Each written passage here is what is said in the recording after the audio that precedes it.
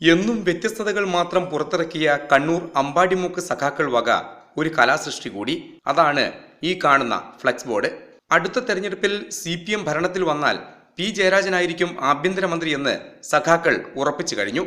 ശുക്കൂർ വധം, മനോജ് വധം, ഈ രണ്ട് കേസും കള്ളക്കേസാണ്. P. ജയരാജനെ ശ്രമിക്കാൻ കേരള പോലീസും അതുപോലെ UAP ചുമത്തി CBIനെ കൊണ്ട് ഗണിക്കാൻ വേണ്ടി ശ്രമിക്കുന്നതും കേന്ദ്ര ഗവൺമെന്റ് കൂടിയാണ്.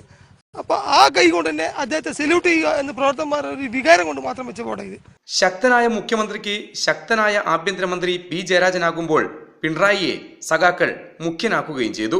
പരേഡിൽ സല്യൂട്ട് സ്വീകരിക്കുന്ന ജയരാജൻ കേരളം കണ്ട ഏറ്റവും ശക്തനായ ആഭ്യന്തരമന്ത്രി ആയിരിക്കുമെന്നും ഇവർക്ക് ഉറപ്പുണ്ട്.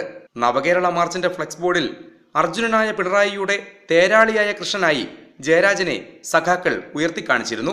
RSS വിട്ട് CPMലേക്ക് ചേക്കേറിയതിനു ശേഷം ചുവന്ന ഗണപതിയെ നിമഞ്ജനം ചെയ്തതാണ് ഇവരുടെ ആദ്യ കലാസൃഷ്ടി. എന്തായാലും പുതിയ കലാസൃഷ്ടിയിൽ കാണുന്നത് പോലെ ജയരാജനെ ആഭ്യന്തരമന്ത്രിയാക്കാൻ ആ CBIക്കാർ വിടുമോ എന്നതാണ് എതിർകക്ഷികളുടെ ചോദ്യം. റിപ്പോർട്ടർ, കണ്ണൂർ.